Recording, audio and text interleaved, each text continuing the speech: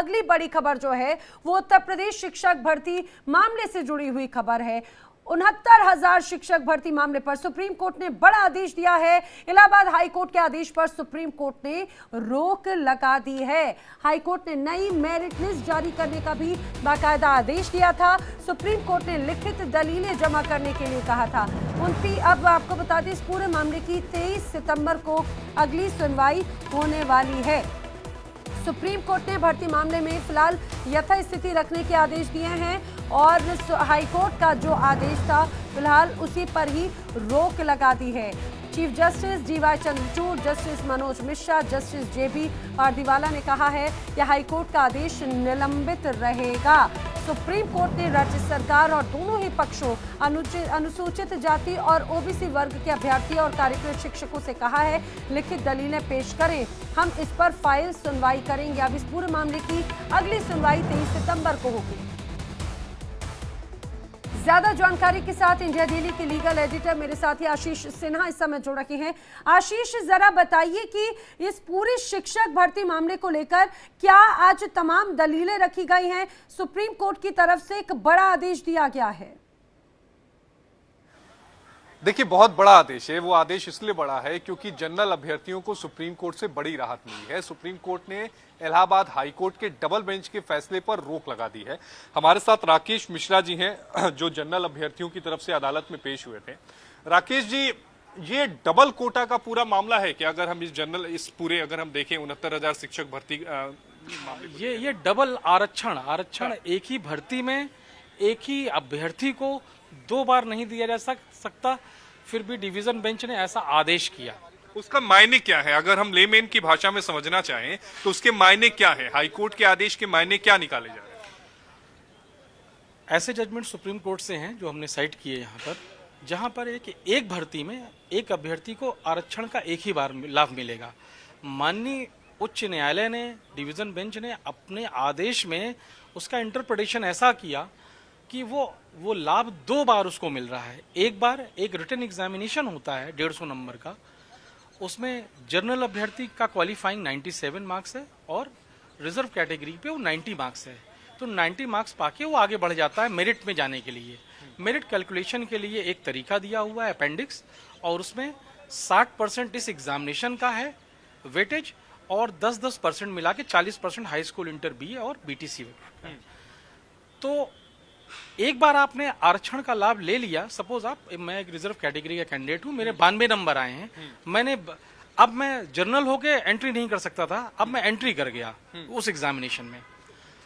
अब मेरे एकेडमिक में मेरिट ज्यादा है, मेरे हाई स्कूल इंटर में ज्यादा है, तो जब मेरिट बनी तो मैं अपने जिले के जनरल कैंडिडेट में मेरा नाम आएगा या नहीं आएगा, या मैं रिजर्व में ही रह जाऊंगा, झगड़ा इस बात का है।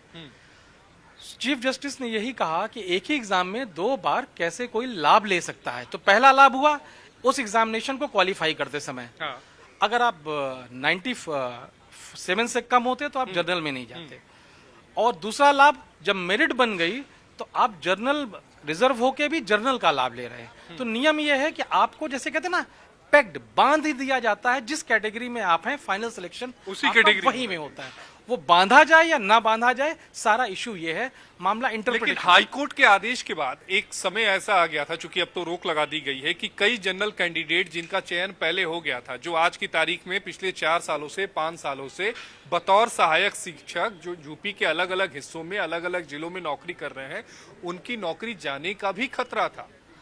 हाँ, इसीलिए आते ही हम एक सीनियर एडवोकेट मुकुल रोहतगी ने यहाँ से शुरुआत की कि माय लॉर्ड, ये कोई वेस्ट बंगाल वाला चक्कर नहीं है, ये आराम से नौकरी कर रहे थे। एक इंटरप्रिटेशन आ गया कि डबल आरक्षण भी दे दो, रिजर्वेशन भी दे दो, इसलिए हमारे लिए समस्या खड़ी हो गई है।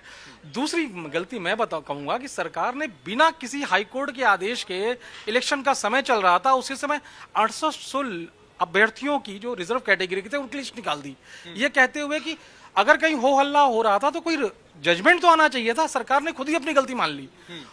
उस गलती को क्यों माना है, इस पर सिंगल जज ने क्वेश्चन मार्क लगा दिया कि ऐसी गलती तो दिखाई नहीं देती आपके सिलेक्शन लिस्ट में, तो आप इसको मान कैसे सकते हैं। इसलिए 6800 को उसने भी कैंसिल कर दिया।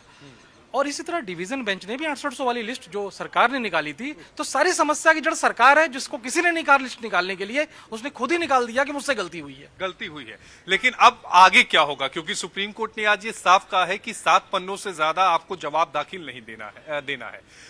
यूपी सरकार से जवाब मांगा है, आप लोगों से जवाब मांगा है। सरकार का अभी तक का जो स्टैंड है इस पूरे मामले में क्या कह रहा है? सिंगल बेंच का स्टैंड, हाईकोर्ट के स्टैंड को अगर मिलाकर देखें तो सरकार यहाँ क्या कह सकती है?